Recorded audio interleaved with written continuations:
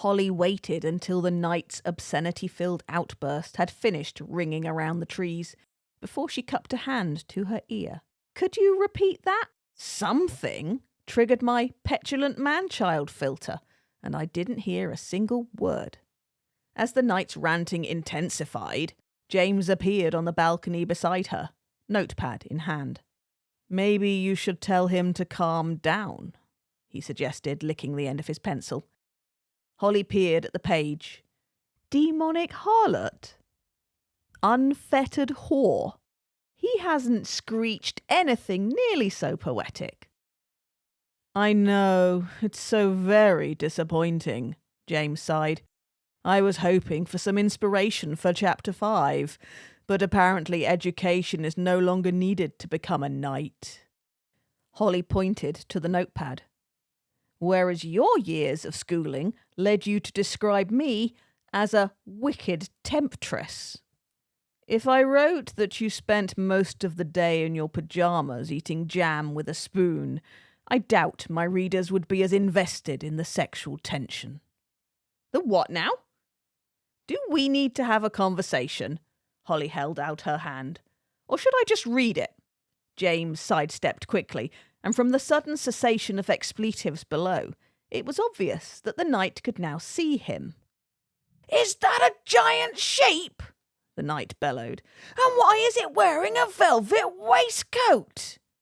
"Style, a concept that you clearly do not understand," James replied. "Did it just talk? Is that your familiar, witch?" "He wishes." Holly folded her arms and looked down at the knight. "Sir, whatever your name is, would you describe me as a sultry hag?" "No, you're a vile specimen of evil." "I love that." James began scribbling the words in his book. "More." The knight kept his eyes on Holly. "I am not talking to a farmyard animal." "No matter how incredibly dashing he is?" James asked, and after a long moment of stubborn silence from below, he sighed.